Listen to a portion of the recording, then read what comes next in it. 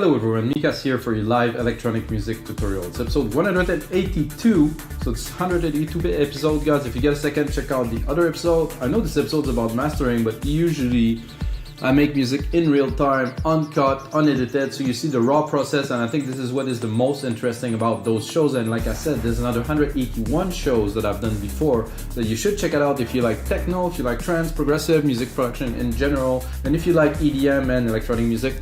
You have to smash that like button, guys. So today, or tonight, or whenever, it is our day 7 of our techno week, and we're gonna master the track that we made that was episode 176 that we actually arranged and mixed in episode 181, and now we're gonna master it, so it's gonna be a finished product that I will actually release. Again, I would like to set a release date and do things, but I'm a little bit too busy for that. So when I release music, I really want to promote it and do something with it, so now I will hold back on releasing music until probably March or April next year, but this one will be released. I'm really happy with it. It is a special track. Everybody that heard it were like, man, this is a banger. So I'm really happy that get such feedback from you guys and from everyone. So the way I master track, guys, is I use Waves plugin, strictly Waves plugin, no extra. I used to use UAD, but Waves, I've been using Waves for such a long time. And of course, this episode will be available as a mastering chain, and I will also include this master. So if you want to have fun, try to master the track, which has been produced properly, which has been mixed properly before it's been imported in the DAW. You know, this is very interesting to do, to have this mastering chain, if you have the Waves plugins, of course, and to have the track and to see the process right now. So the way I do my mastering is the way a lot of engineering do their mastering, is step by step.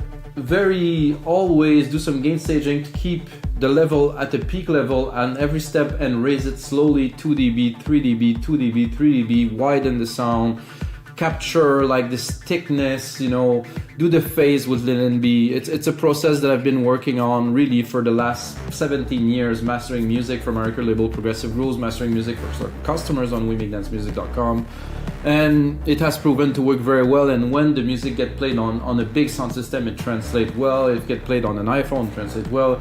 Get played on a house sound system, which not many people have anymore. Anyway, that translates well too. So guys, let's get started. So this is episode 181. The track we have is 122 BPM, and I will play you a bit of a sample so you get an idea of what we're gonna work on. If you just didn't hear the track making, you can go to 176, and if you want to watch the arrangement, go to episode 181. So it is a techno track, but it has a lot of deep, funky synthwave, like a lot of influences in there, even electro, because the bass is very kind of electro-y. I'm gonna go to the bass, so you heard the intro already. So we got this little 303 acid bass line that's in there with some automations, and then here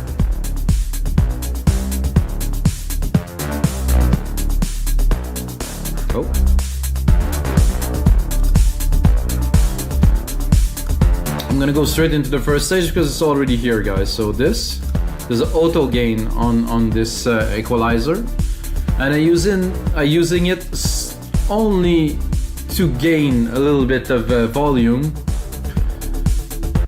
So because of the auto gain, guys, I can run the track to it, and if it peaks higher than 0, then I can do auto trim, sorry, not auto gain. I can do the auto trim, and it will trim down, so I will have the peak level of the track without clipping, which is very important for me. So when I feed my mastering chain, I want to have the highest level at every stage, so I can gain it slowly and I'm not losing and over compressing on one. So the input is very high and the output will maintain with a little bit more depending on the process that I'm putting on. So I'm gonna play you the breakdown. Breakdown is interesting here when it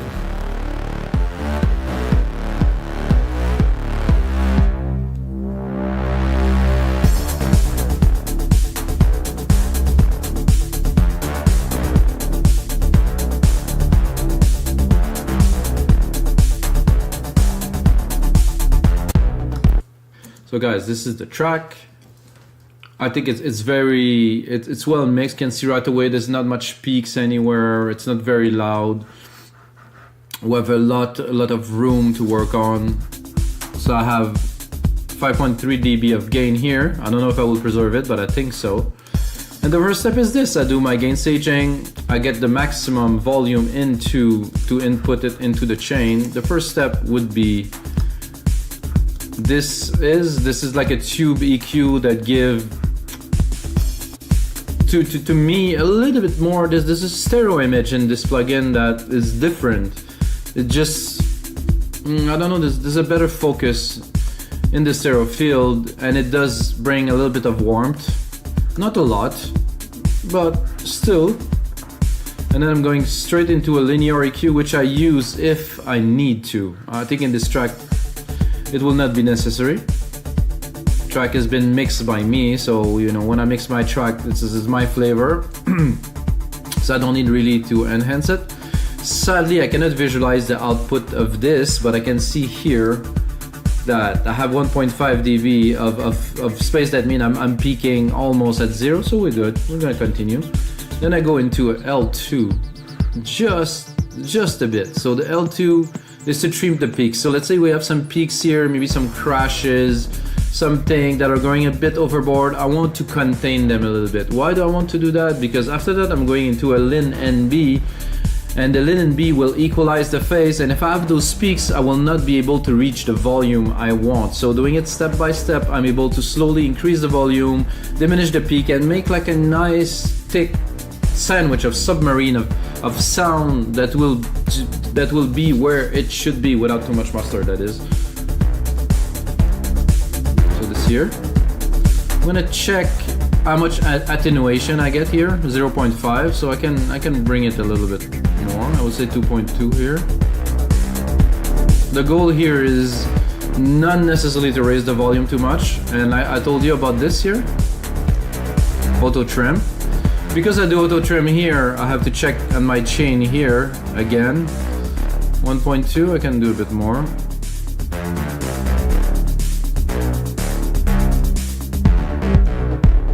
The only thing that I don't want to do in this chain is to apply 10 dB of reduction onto the track, because this will change the nature of the track. I don't want to really smack it and be, wow, this sounds good. No. You have to be gentle. So I'm gonna take a part that does get all the element in there, like here probably, to be able to really feel the kick and every time that I won't have it. I think the kick is a bit much. The kick needs to be tamed a little bit. I'm gonna do that with the LINMB here. So I have here a threshold, a master threshold, and I have a threshold for every channels too.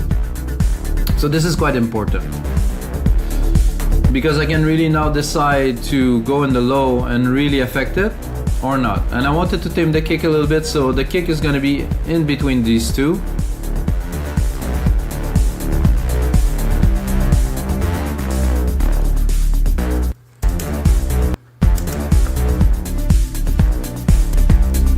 Without, with. It's much more contained. It might sound less impressive, but it has to be correct. It's not about like a lot of people say, impressing the client. You know, it's not the point here. The point is to be correct, and the track to translate well in all sound system. I like the punch without. So see, without, to me, it is there. It's a little bit too loud and it's not quite focused. With it, oh, let it roll. It is there. It sits right. It should sit where it should sit in the mix. And because there's also a drum, say tak ta tak ta tak ta tak. It's not a simple kick. There's also the drums. It's a bit more complex. Sound good to me. Let's make sure we're not clipping again. And then we'll go in API 2500. It's more of a glue, a bit of character. Again, a couple dB.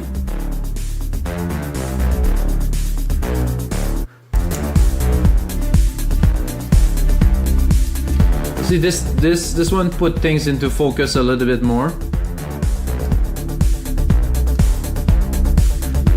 Then we're going into a console EQ, which we don't know we're gonna use, but I think the thing is, like, if I tame the top end with that, I can bring it back a little bit with that in the sense of bring this crisp, you know, so. Oh yeah, I'm liking that. See, the crisp is there, but it's not harsh. It has this smooth, well, smooth model.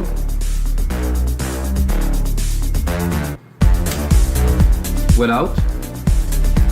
Definitely bring that like impressive flavor to the mix. Now we're gonna go into a center.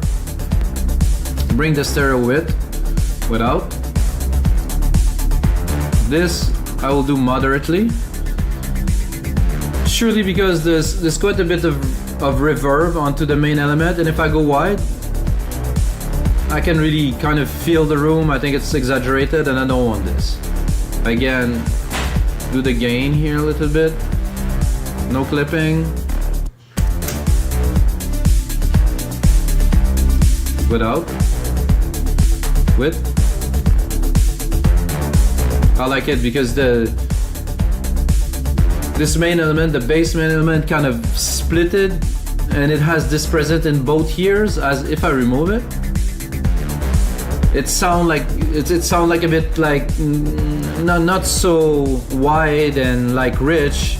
It just sounds like it's there, but it doesn't have the quality. With this, oh yeah, definitely next level. I get a Kramer tape, which I will not use.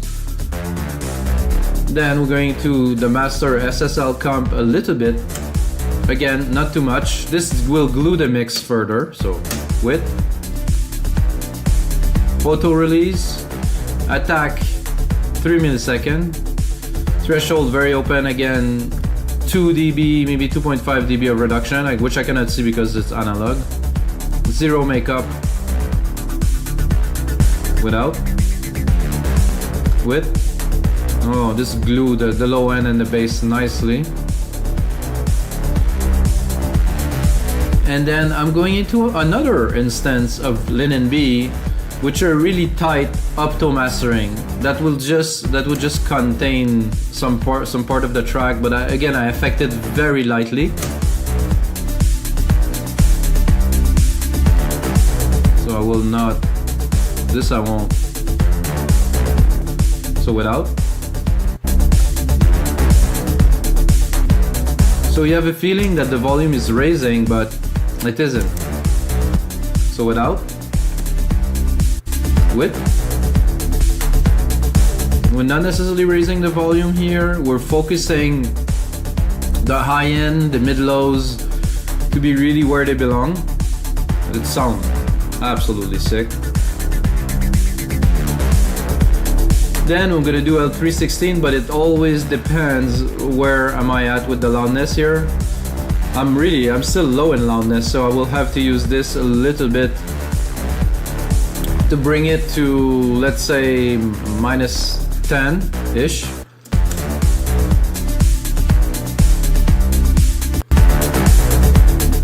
We'll do so by putting a minus 0.2 on both sides here. Then dropping the threshold. When you feel or you hear really that you start losing the low end, you have to stop. Because you can see the low end is compressing, and a maximizer in a low end will really make it mushy and unfocused, you know, so it's very important. And I can bring it up. Oh, not this one, sorry guys. 3.5, and then outsoling here to minus 0.2. Let's do it again.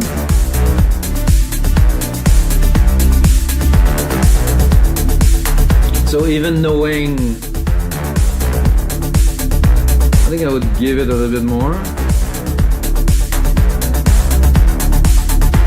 So now we're good. Minus 10 dB average. So guys, this is the process that I use when I master a track. I know I sound, maybe I'm excited because this track in particular really get me pumped up. And now we can look at the volume to make sure that you're not clipping and when the track enter the mastering chain, and check out. I'm gonna check out a little bit the view meter to see if we have any peaks or anything. So far it sounds very good, and let's just have a listen to the track, guys.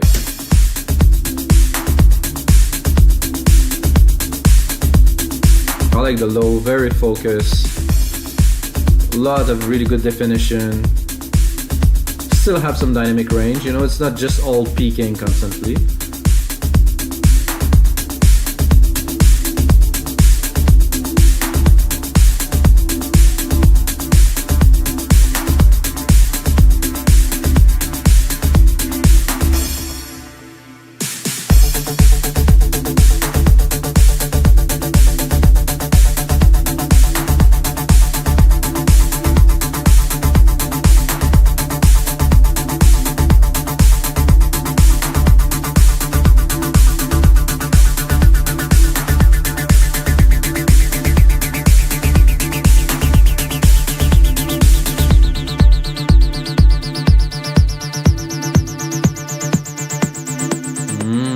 Tasty.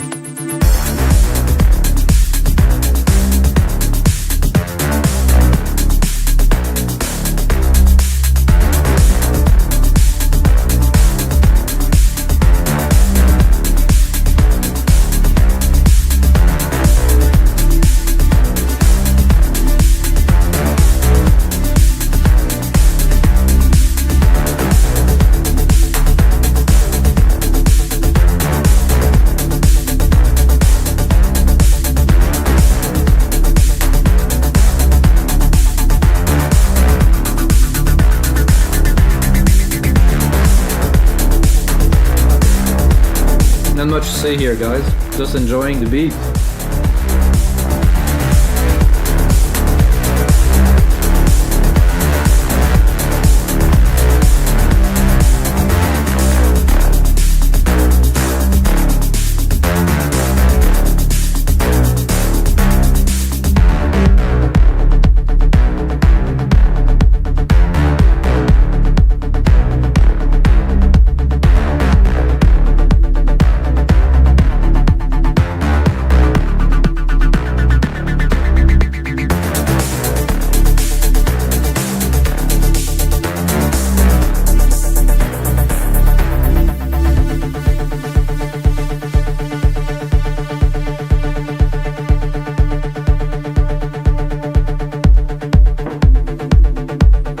That would set the tone in a nightclub, I would say.